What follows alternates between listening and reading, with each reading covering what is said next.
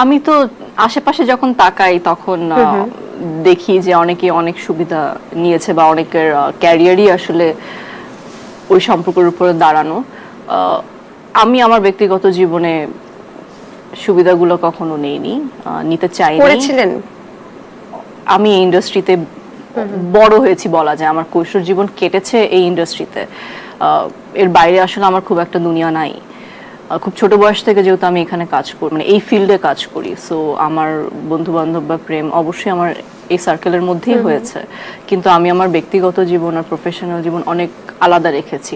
আমার এটা মানতে খুব কষ্ট হয় যে, মানে আমি এটা মানতে কষ্ট হয়, মানে আমি এটা মানতে রাজি না, এবং আমি এটা সবসময় খুব ক্লিয়ার করি যে আমাকে কাজে যেন শুধুমাত্র আমার ট্যালেন্টের কারণে নেওয়া হয়, অন্য কোনো কারণে আমাকে কাজে না হবে, সেটা আমার শিল্পী সত্তায় হার্ট করে, আমার আর্টিস্ট ইগোকে হার্ট করে।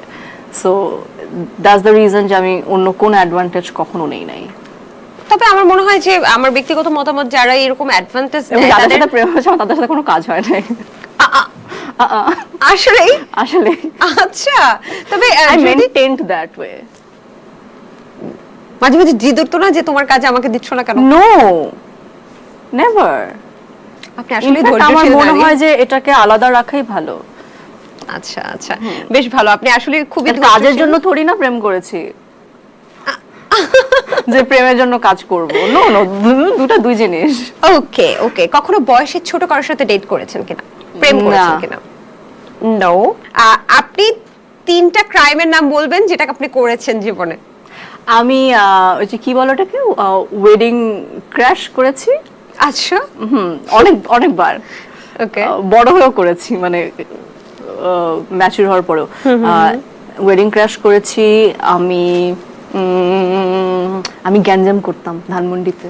আমি ধানমন্ডিতে ছিলাম তখন, আমি কয়েকবার পিটাইছি। কাকে? So but I don't think that ওটা ক্রাইম বলা যায়। পেটানো অবশ্যই ক্রাইম। কাকে পেটাইছেন তা বলেন, সে কি বেঁচে থাকে না আছে? স্কুল থেকে, মানে আমাদের স্কুলের সাথে আরেক স্কুলের গ্যাঞ্জাম, দোজ থিংস। আমি একটা ফুল টমবয়। সো আমি শুনছি ঢাকা কলেজ, সিটি কলেজের মধ্যে মারামারি বাজে ছিল। না, আমাদের ইংলিশ মিডিয়ামে ওগুলো হতো, ম্যাপলিফ, সেফালন, মাস্টারমাইন্ড, ম্যাপলিফ। না, আমার মেয়ে বান্ধবী ছিল না? না, আমার ফুল টমবয়। সব ছেলেদেরকে নিয়ে মারতেন?